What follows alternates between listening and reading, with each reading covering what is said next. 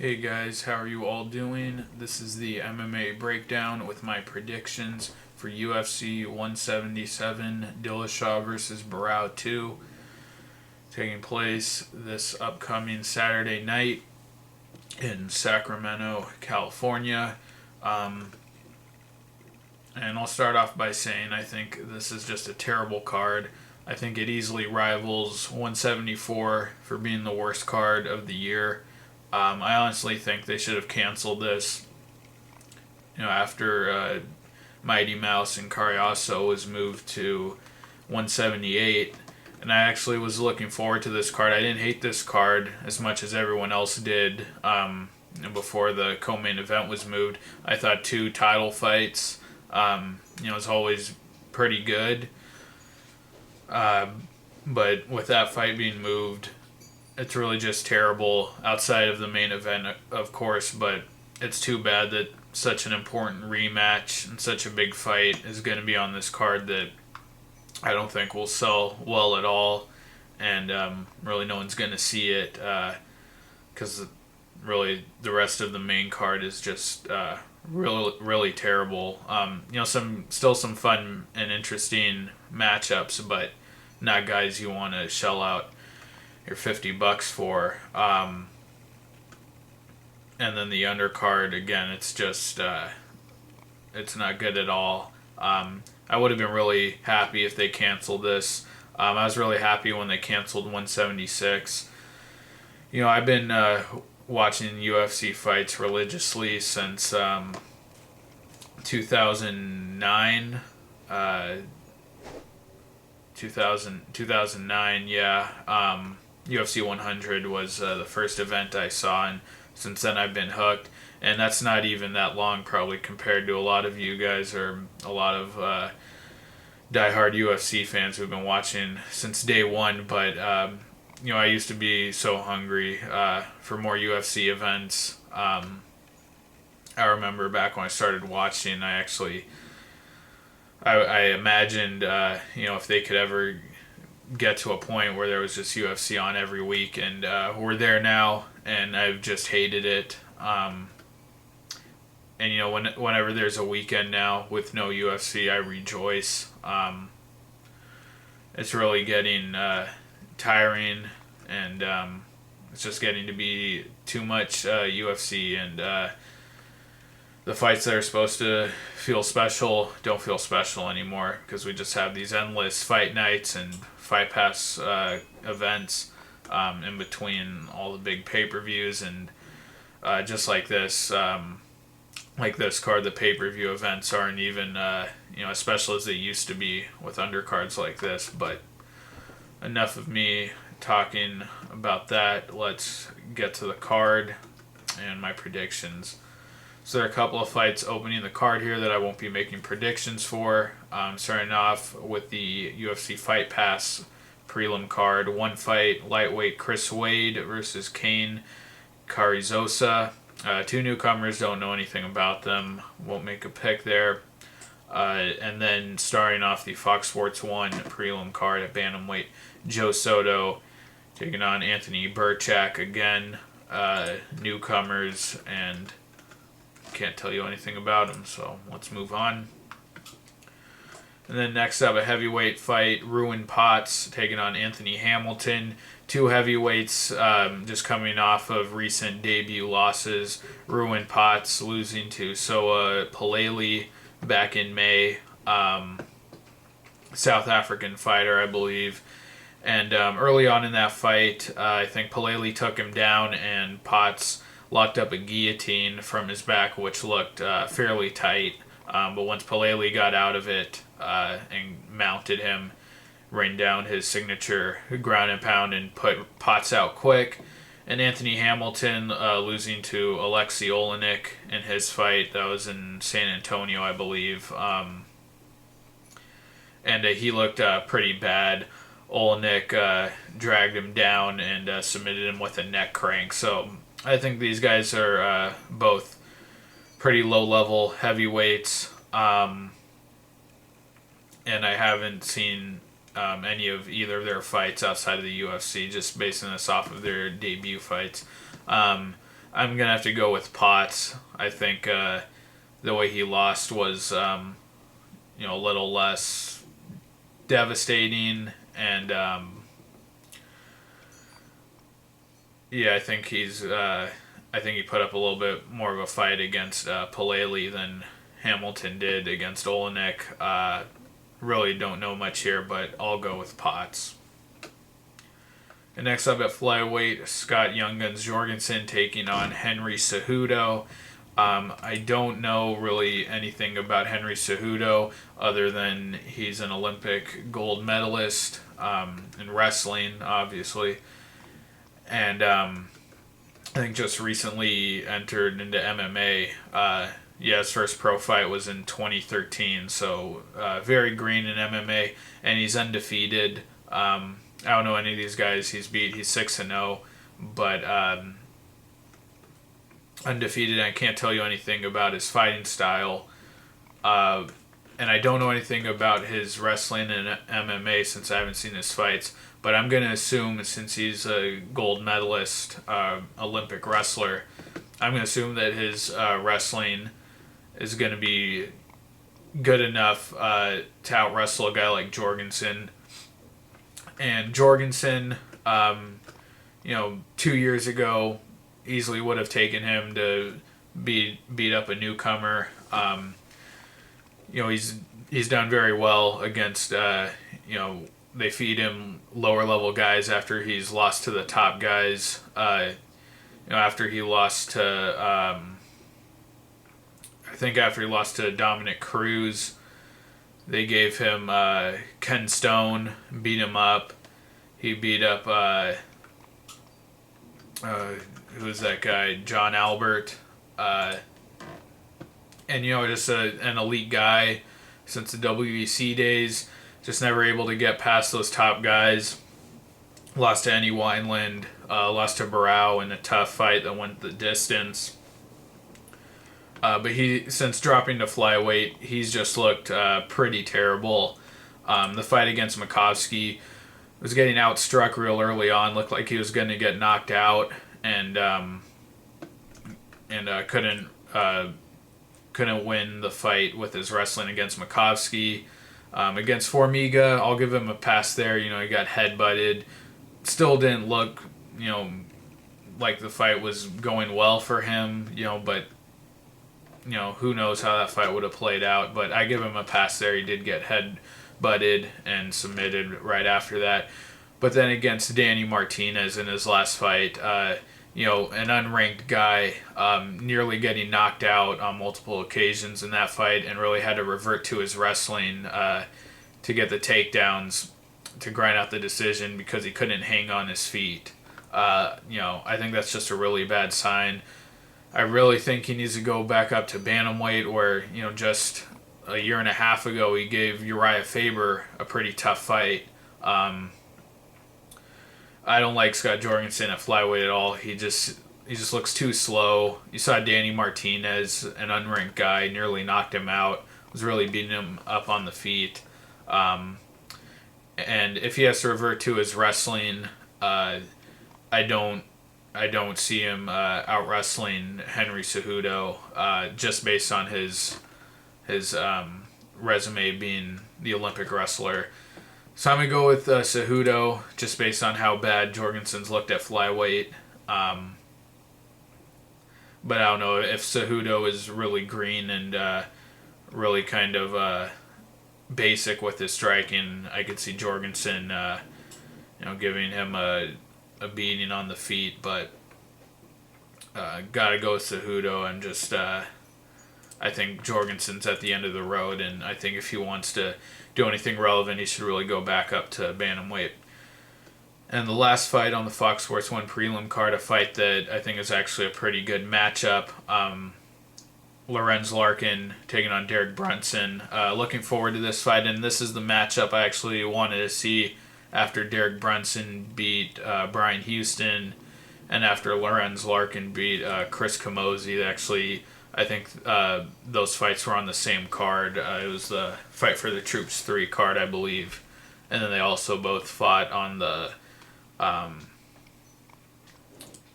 what was it, the Rockhold Philippou card. Derek Brunson lost to Yoel Romero in his last fight, and he competed well with Romero. He landed a head kick at one point, which is what he caught Brian Houston with. He landed that on Yoel Romero. Derek Brunson, I think, is going to be the more athletic guy. I believe he even got a takedown on Yoel Romero at one point in that fight before getting finished in the third round. Brunson, I just think, is more explosive, and he's going to have the more complete game. He's going to be able to wrestle, throw big strikes, throw that head kick, and look for the takedown, whereas Lorenz Larkin is primarily just a striker and really does not throw a high enough volume to finish people, and is not really aggressive enough. A talented striker, bounces around a lot on his feet, uses good movement, and he's able to hop in and throw a powerful strike against Chris Camozzi. He busted him up pretty quickly. He can get in range, throw a big strike, get back out, but he really doesn't put combinations together well. And against Philippou, you saw he just started off the fight too laid back, didn't come forward, and Philippou was just able to rush him and knock him out pretty quickly. So I think this is a good matchup for Brunson with the wrestling. I think he's more athletic, more explosive, a little more varied with his striking than Larkin. And, Larkin, I think, is pretty straightforward and basic with his attack, just, kind of low volume kickboxing. Does hit hard, though. I think he's got a bit of power, hasn't really shown knockout power, but does seem to hurt people. He hurt Camozzi, and his loss to Brad Tavares also was not, it's kind of an underwhelming performance for him. Again, just didn't throw a high enough volume, for his style of fighting. I think he's just got to push the pace more and look for that finish and learn to put combinations together. But I have to go with Brunson. I think he wins a decision here. Possibly catches him with something, finishes him, but I think Brunson's a safe pick. And moving on to the main card, and like I was saying a little bit before at the beginning, this card should have just been canceled. I mean, this is a terrible and awful main card for pay-per-view, especially. I mean, if this was free TV, still whatever, but pay-per-view, it's just terrible. I'd even argue UFC 174, the undercard, might have been better than this shit. And I really mean that. I mean, at least you had kind of a freak show fights like Schaub and Arlovsky, but this is really bad. Ferguson versus Castillo is a great fight, but as a co-main event, even if this was opening up the pay-per-view, I mean, that's not... Maybe as a pay-per-view opener, that would be acceptable, but this is like a featured prelim fight, a really intriguing fight, and two really good guys, but as a co-main event, it's awful. Betch Correia and Shayna Baszler, I mean, I don't care about that at all. I'll get to that in a bit. I think Betch Correia is really overrated. And Ramsey Nijem, and then Yancy Medeiros on the main card. This is really awful. This card should have been canceled. I don't even care if it would have been their second canceled event in 1 month. I mean, nobody would have missed this if this was canceled. Just refund the people their tickets, take a loss, and move some of these important fights to other events like they did with the canceled 176, because this is really bad. But anyway, the fight opening the main card was originally Yancy Medeiros versus Justin Edwards. Edwards pulled out just recently, and Damon Jackson stepping in on about a week's notice. I don't know anything about Damon Jackson. Yancy Medeiros, though, he's looked okay in the UFC. I mean, his first fight with Rustam Habilov, we didn't really get to see, I think, much of his game there. He dislocated his thumb. And then his next fight knocked out Yves Edwards, which is a pretty solid win, and that's a good accomplishment. And then against Jim Miller, got finished with a shot, or got knocked down with a shot to the body, and submitted with a guillotine choke. And Jim Miller, one of the elite guys at lightweight for a long time, so I can't really knock him. Obviously a talented, dangerous striker. I would pick him here, but again, I don't know anything about Damon Jackson, and I should have done this before. I just want to look up Damon Jackson's resume to see if there's anything on there that would reveal anything.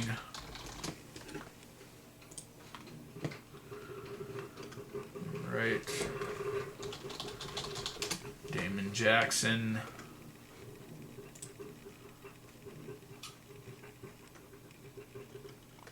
As a win over Leonard Garcia. Okay, I actually think I heard about that. Submitted Leonard Garcia in his last fight.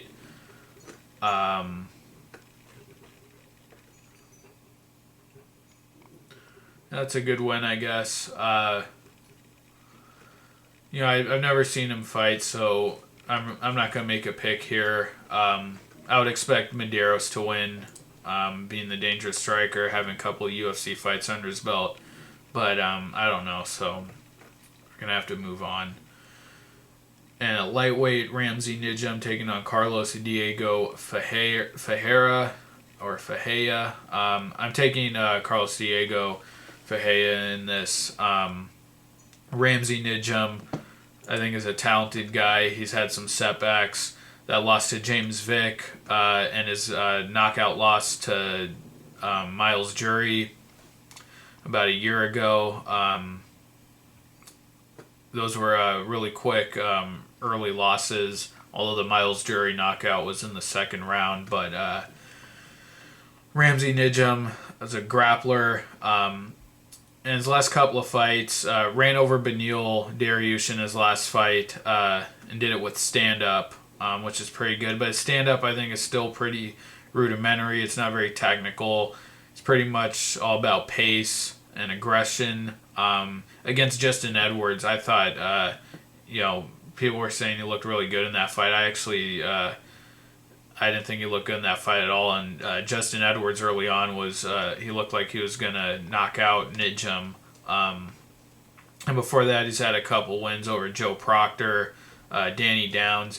But Nijem is a guy who's been really dominant at times against guys like Danny Downs, Joe Proctor, without being able to get the finish. And Carlos Diego Ferreira in his last fight against Colton Smith just destroyed him with ease. Used a judo throw, I believe, to throw him down, and then sunk in the rear naked choke without even putting the hooks in. Was really impressive, and Ramsey Nijem hasn't had a real clean finish like that. Beneil Dariush, his last fight, his win over CJ Keith was pretty dominant, but those guys, Dariush just fighting this past weekend, and CJ Keith, didn't last long in the UFC, but I think Carlos Diego Ferreira is special. The way he took out Colton Smith, Nijem being the grappler, I think it should be a fun grappling match. But I don't think he's gonna have the jiu-jitsu chops to hang with Ferreira. Ferreira also, like I said, the judo throw seems to have a good takedown and submission game. So I think Ferreira is special, and really looking to see just how good he is. Nijem obviously has been in the UFC a lot longer, but I got to go with Ferreira. I think he could sub him. We've seen he was subbed by James Vick, who's notably very bad on the ground. Vic got finished within the last 20 seconds of his fight with Michael Chiesa in the tough house when he was dominating him, and just got put on his back and immediately got mounted and pounded out. So and Nijem got submitted quickly by him. So I'm taking Ferreira to win this. And next up, a women's bantamweight, a fight I'm just not excited for at all. Correia taking on Shayna Baszler. Correia, I really don't understand what the hype is around her. You know, not to say she's a bad fighter, I just think she's overrated. Her debut fight against Julie Kedzie I actually thought was really close. I actually scored that fight for Kedzie, but I mean, it wasn't dominant in any way for Correia. And then her fight against Jessamine Duke looked pretty identical. Outpointed her, never came close to finishing her or really hurting her badly. Correia just looks like a point striker. Like she's sparring in there. Doesn't really seem to have dangerous combinations. Just kind of has a decent jab. Controls distance fairly well, but nothing that's particularly threatening. At least not at the high level in the women's division. Shayna Baszler, though, hasn't fought since her fight in Tough 18, where she took on Juliana Pena, and she got submitted in that fight, although I thought she was competing very well up to the point of getting submitted. She seemed really aggressive, seemed to push the pace, and was hanging right in there with Juliana Pena, and I thought she was actually winning that fight. But did eventually get submitted. I think Correia will have the technical advantage. I think she has the better jab. Like I said, controlling distance, I think she'll be better in all those areas.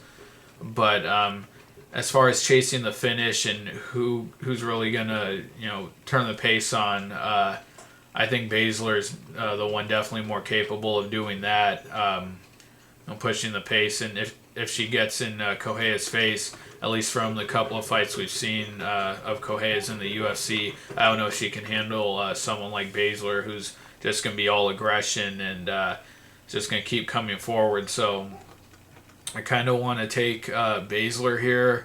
I think it's real close, but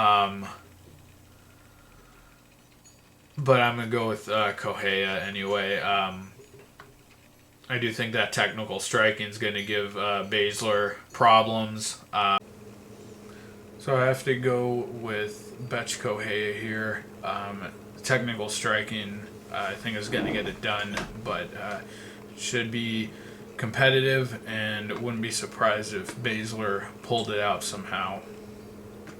Another co-main event, Tony Ferguson taking on Danny Castillo. Really good fight, great fight. Just doesn't bode well with me that it's a co-main event on a pay-per-view that you have to dish out $50 for. But really good fight. Tony Ferguson, winner of Tough 13. Really talented striker. Can strike from odd angles, long and rangy, but has power, and also a good Darce choke that he used to submit Mike Rio with. Also attacked, what was the last guy he fought, Japanese? Katsunori Kikuno. He tried to get him with that Darce choke as well. His only loss in the UFC has been to Michael Johnson, which is not bad at all. Johnson has become a top 10 guy. And Tony Ferguson, he had a layoff for a bit. Had that layoff for almost a year and a half, but since coming back has beat Rio and Kikuno, but dangerous striker and really aggressive attacking with that choke. Danny Castillo, on the other hand, really gritty guy, persistent wrestler, and pretty straightforward striking. Pretty much your typical boxer wrestler. Pretty straightforward striking, doesn't vary it up too much, but does have power. and throws hard. Knocked out Brenneman in his last fight, which isn't saying too much. Brenneman's been knocked down, at least knocked down, and knocked out by almost everyone he's fought. But Danny Castillo still showed power in that fight. He also nearly knocked out Michael Johnson in their fight. Nearly knocked out Michael Johnson before getting knocked out himself. Knocked out Michael Johnson and then tried to submit him with an arm triangle choke before getting knocked out. Also nearly finished Edson Barboza in the first round. Dropped him and tried to rear naked choke him and got robbed out of a draw in that fight. That fight was that first round was definitely a 10-8 and just kind of gassed himself out going for the kill. And Barboza was able to win the other 2 rounds. But I think people don't really realize if Castillo would have been able to finish off Michael Johnson and Barboza, we're looking at a totally different fighter right now, or at least how we perceive him. He'd be right there, top 10, maybe top 5, talking about title contention, but just wasn't able to quite finish those guys off and get past them. And against Brenneman, I was actually getting out grappled early on. I think Brenneman took his back. Didn't look that great, but Castillo does have persistent wrestling against Tim Means and Paul Sass, and Njokuani really uses wrestling. And if he gets top position, even from side control, I remember very vividly against Paul Sass, he's just relentless with his ground and pound, very active, constantly raining down punches, really aggressive and pushes the pace there. But I think Tony Ferguson's the better athlete. He's shown to be very good in scrambles. I don't think Castillo is going to be able to just kind of put his head down, move forward, and get those takedowns. I think Ferguson's going to make it more difficult than that. I think he's going to attack with that Darce choke when Castillo tries to take him down. When Castillo tried to take down Njokuani, at one point in the fight, I remember Njokuani locking up a guillotine of some sort and threatening with it. I think Ferguson could do stuff like that. And on the feet, both guys have power, but I think Ferguson's just going to eat him up longer and just a more technical and versatile striking game. Against Tim Means, Castillo had some trouble on the feet. Didn't look as quick as he usually did. Wasn't able to get the takedown as easily. Means also being a taller, kind of rangier fighter. And I just think overall Ferguson's more dangerous. So I'm going to go with Ferguson here. I think he finds a way to hurt Castillo and finish him. I do think he'll get the finish. But should be a really fun, competitive fight. And then the main event, the rematch, Dillashaw versus Barao 2. And I just want to talk a little bit about how much I don't like this rematch. TJ Dillashaw had a brilliant performance the first fight, came out of nowhere. I picked him to lose. I thought Barao was going to run over him in the first round. And I've been a fan of Dillashaw since day one. I remember watching his fight to get into the house on Tough 14, and I was impressed with him then. I actually, after that fight, I thought he was going to be the one to win the show. Made it to the finals, but lost to John Dodson. In the UFC after that, did very well against lower level competition, but still, especially in a open division like bantamweight, looked very good. But the rematch, I don't like it. We're totally invalidating the point of having a title fight, right? You have a title fight, you have a challenger facing the guy with the belt, and that's his opportunity to beat him. And not only did Dillashaw beat him, he dominated him for 5 rounds and finished him off in the 5th. I don't even think close fights deserve rematches. Controversial fights where, the consensus is that one guy got robbed, sure, have a rematch. Lyoto Machida, Shogun Hua, that rematch I think was warranted, fine. Edgar and BJ Penn, fine.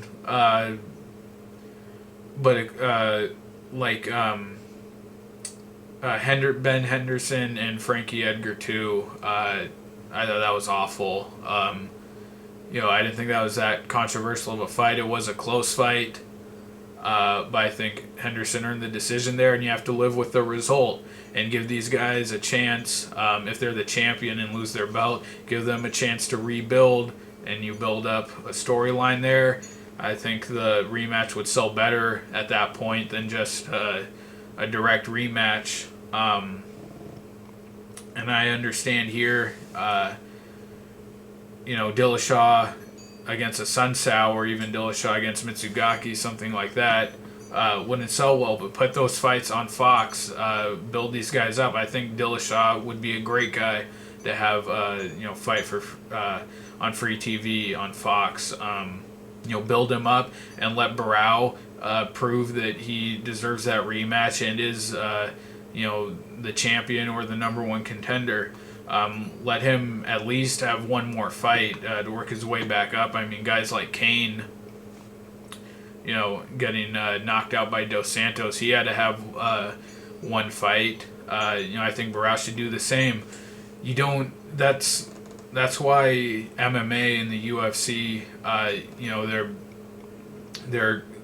they always keep themselves from, at least how I see it, being classified as a mainstream sport or as a sporting event. This kind of rematch, this is more on the entertainment and business side. In basketball, for example, they play for the championship every year. This past season, the Heat, they can't say we want a rematch. We didn't perform well. We didn't like the way we performed in this game. We want to do it again. It doesn't work that way. Part of competing, you have to show up, and you try your best to win and live with the result. And Dillashaw destroyed him. And I think just booking the rematch away, we shouldn't even have titles then if if the challenger's going to go in there, have the performance of his life, and just book it again because there's really no reason to other than they're trying to say that it was a fluke performance by Dillashaw. Anyway, just wanted to get that out of the way. I do think it was a rematch that needed to happen. That was very important. But I think Barao should have at least had one fight in between there. You have to let these other guys come in, have their turn, let the division move, and Barao beats a top contender. You can get back in there right away. But anyway, the rematch, Dillashaw just looked incredible in the first fight with his foot movement, very Dominic Cruz-esque, and was just able to pick apart Barao. Hurt him early in that second round and just beat him up for the rest of the fight. Got a few takedowns early on, I remember. But I'd be lying to myself if I said I thought Barao looked himself. I don't think Barao looked himself. Rumor has it that he was sick. I have no idea if that's true or not. I don't want to speculate. Could be true. And it could be that he was completely healthy and Dillashaw, beat him. But I can't say that Barao looked himself. I think how Barao's looked before, he's a lot quicker, like against Eddie Wineland. And with that kind of speed, that ability to just explode at any point, I think that version of Barao still has a good chance to catch Dillashaw, with all the spinning kicks and the unorthodox striking.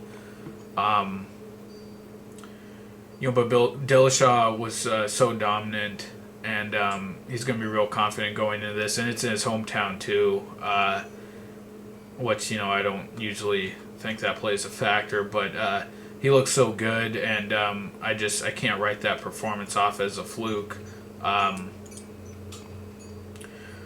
Barao, I think, is going to be more prepared, obviously, for that elusive style and that footwork that Dillashaw was using. But Dillashaw really figured him out, and he didn't go in there just trying to find something that worked. You could, obviously, to put a performance like that together, he had to game plan and really do his homework. So I think Dillashaw is going to be very prepared. I think it's going to be a lot more competitive, not nearly as dominant, but I think it does. I think it does go the distance, or at least near the distance. And I think Dillashaw edges it out again. I don't know if he finishes him, but I do think he's good enough to still win a decision here or win the fight. Figure Barao out again. I think Barao might hurt him on a few occasions. But the way that Dillashaw dominated him, it wasn't even close. I don't know if Barao can find a way to just reverse that outcome. So I'm going to take Dillashaw here, but close competitive fight, and I definitely give Barao a real chance of knocking him out. But I have to go with Dillashaw. I think it goes 4 or 5 rounds. I think Dillashaw wins a closer, more competitive fight than the last time. So those are my predictions for UFC 177, Dillashaw versus Barao 2. Thanks a lot for watching, guys. Really appreciate it.